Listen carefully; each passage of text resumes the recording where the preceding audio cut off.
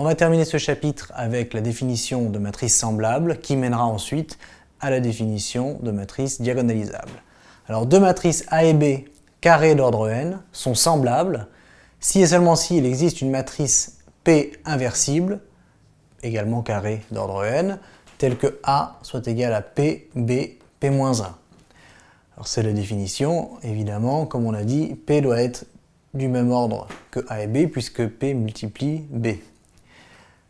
J'ai ici, pour montrer un exemple, trois matrices, j'ai A, B et P, et je vais faire deux choses. Je vais d'abord montrer que P est inversible, puisqu'on a vu comment faire, et ensuite, on pourrait vérifier que, effectivement, j'ai A égale P, B, P-1. D'accord ? Donc, A et B, pas de problème. P est-elle inversible? Eh bien, je sais calculer les inverses de matrices dans deux cas, soit la matrice est diagonale, soit elle est quelconque, mais carrée d'ordre 2. Elle est ici carré d'ordre 2. Je fais donc le produit 1 fois 2, ce qui fait 2, moins 1 fois moins 1, ce qui fait en tout moins 1. Ça me fait 2 moins 1. Ça veut dire que AD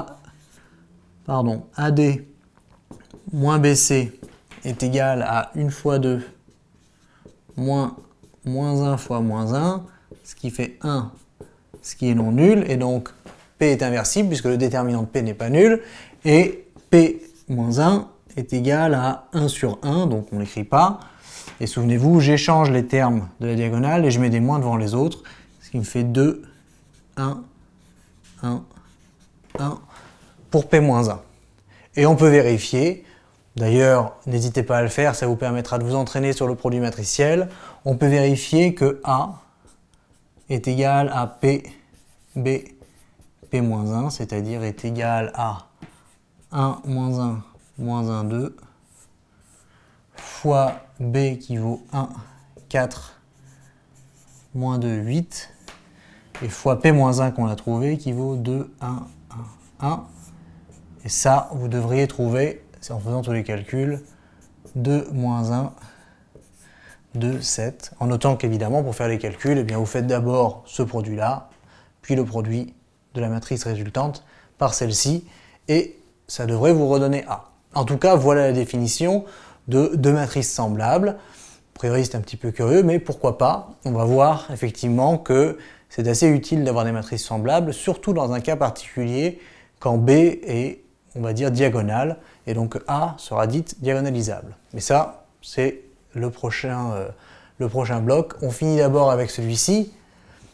La puissance d'une matrice semblable. Eh bien, si j'ai A égale P, B, P-1 avec AB carré d'ordre n et P carré d'ordre n inversible, eh bien, pour tout n appartenant à n, A puissance n, c'est P, B puissance n, P-1, ce qui veut dire que la puissance n'intervient pas sur P ou P-1, simplement c'est le B qui prend la puissance. Alors, dans le cas qu'on a vu là, ça voudrait dire, si je veux faire un exemple, que quel que soit n appartenant à n, A puissance n est égal à, alors, 1, moins 1, moins 1, 2, hop. B, c'est 1, 4, moins 2, 8, et ça, c'est la puissance n. Et ensuite, P-1 à la fin. Ça me permettrait, assez facilement d'ailleurs, de calculer à n pourvu que je sache calculer cette matrice à la puissance n.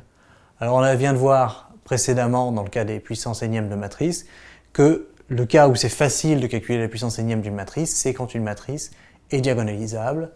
Et dans la vidéo suivante, on va faire exactement ça.